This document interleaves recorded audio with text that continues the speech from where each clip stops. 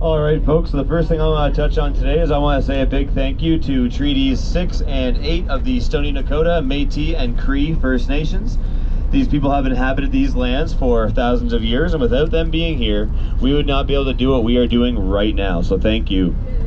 Alright folks, so what ecoregions are basically is how we classify where we are in the Rocky Mountains in terms of being meters above sea level. So there's 3 ecoregions I want to talk to you guys about today, and the first one is the montane.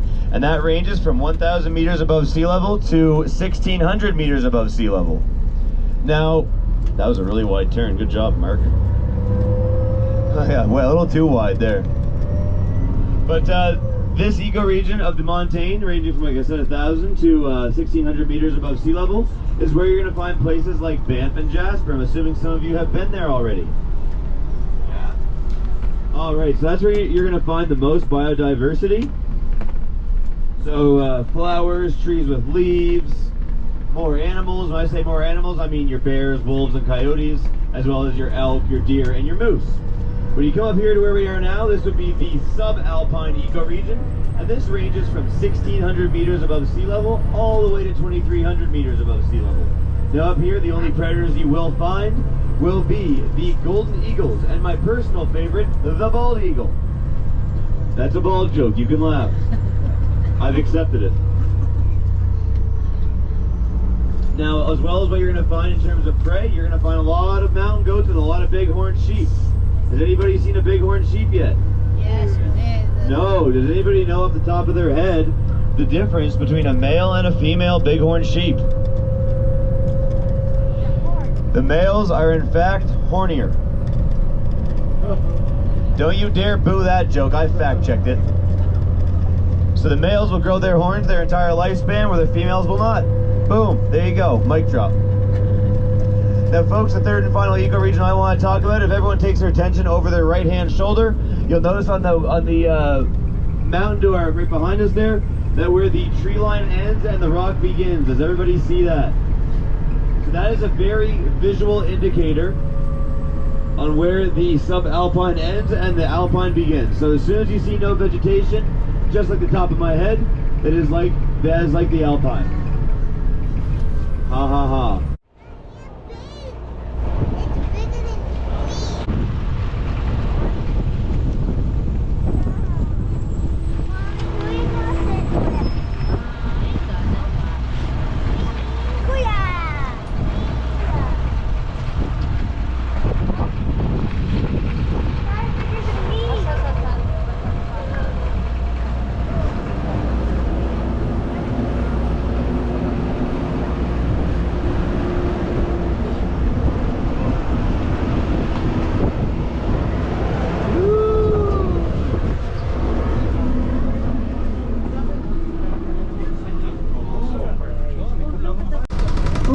Welcome, friends, to the Columbia Icefield. It's a special day, it's a special place. You probably already knew it was a special place. And it's a very special place to us, especially because it sits right in the middle of the traditional territories of several different indigenous nations, those being the Dene, the Cree, the Blackfoot, the Métis, and the Inuit, and the Stoney Nakoda, the Stoney Yipta, the Stoney Mountain people. I saved them to last because we have a very special friendship, a very special partnership with the Stoney Nation. And they come out with their elders at least once a year, and they do a special training session with all of our tour guides. They teach us traditional stories, they teach us traditional names, so that we can share those with our guests. That's a very special thing. And I'm really looking forward to sharing those with you as we go along. Did you know that this area has a history of human activity up to 12,000 years ago? Yeah, most people think Canada's a new country. We're kind of a new country, but the indigenous people have been here for thousands and thousands of years. We found cave paintings in the area. Cave paintings, arrowheads, stone tools, they're all carbon dated anywhere between 12,000 and 8,000 years ago.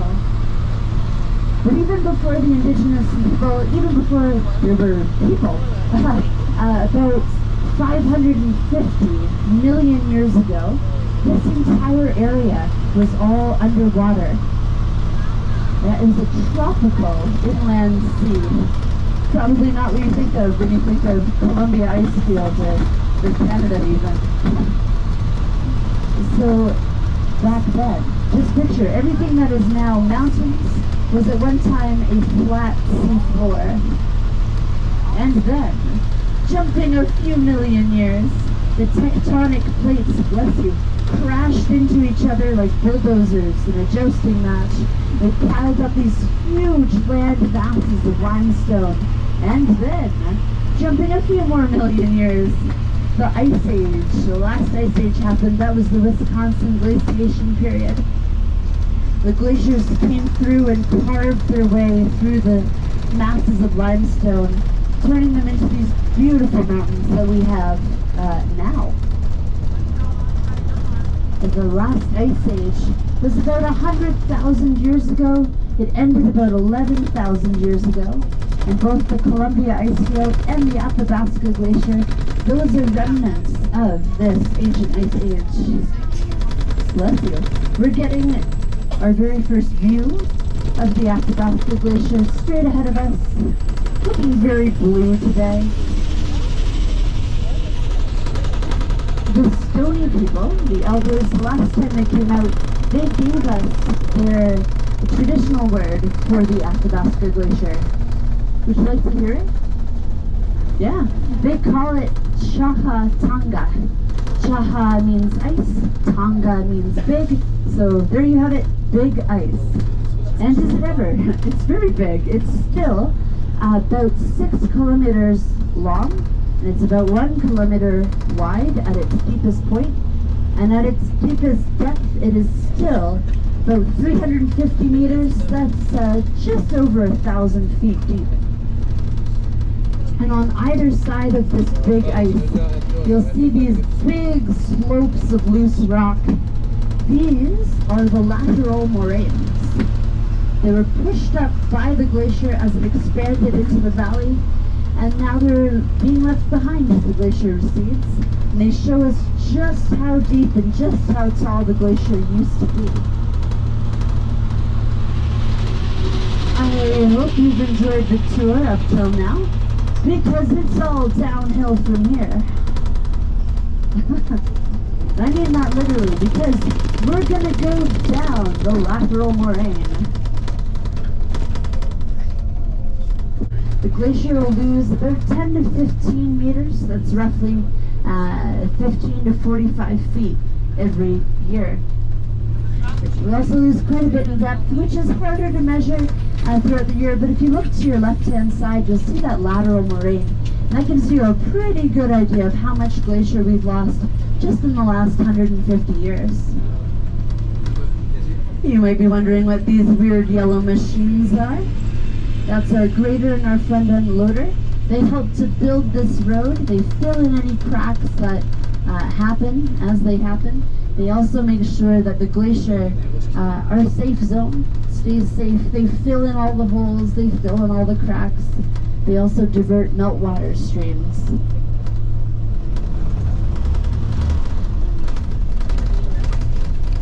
Why do we divert meltwater streams, you may ask? That's a great question. We divert meltwater streams, one, so that our socks stay dry while we're out there, and number 2, so that we can wash our tires. This, my friends, is the Athabasca Tire Wash. It's very, very important that we wash our tires free of any mud or dirt that we might have picked up coming down that moraine. We certainly don't want to truck it out onto the glacier.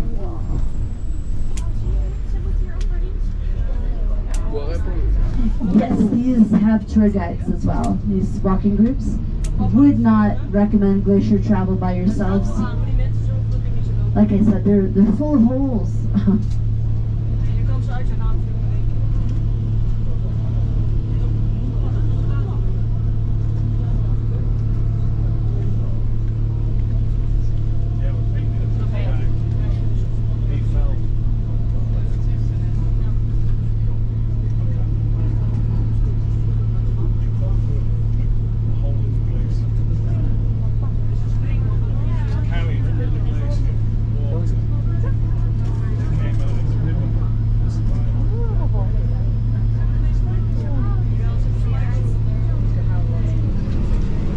Wonderful. Okay, I've got two more glaciers that I'd like to show you. They're both on the left-hand side, just over your left shoulder, kind of squished between the two mountains there. That is the Double A Glacier. And then just up, further up the mountain, kind of spilling out of the bowl like melting ice cream. And that is the Andromeda Glacier.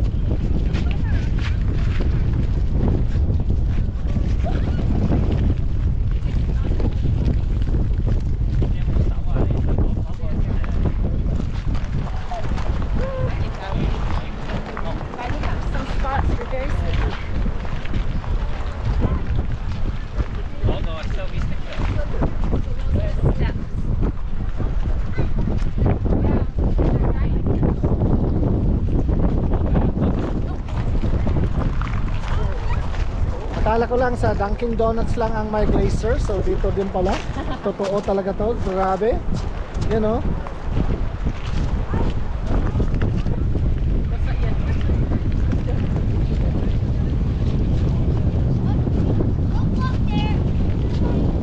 Okay, 2 minutes na lang kasi we're going. Yeah, we're going na. We're going to 2 minutes. Last picture. Let's go to the ano.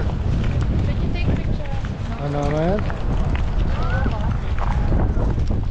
Okay, picture.